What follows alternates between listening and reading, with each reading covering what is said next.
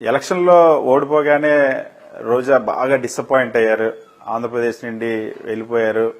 ఇంకా మళ్ళీ ఈ రాష్ట్ర రాజకీయాల్లో ఉండరని బాగా సర్క్యులేట్ చేస్తున్నారు ఇప్పటికి కూడా. నేను నిజంగా ఓడిపోతే పారిపోవాలి అన్న మెంటాలిటీ ఉన్న అమ్మాయినైతే నగిరిలో నేను ఎందుకు ఇల్లు కట్టుకుంటా?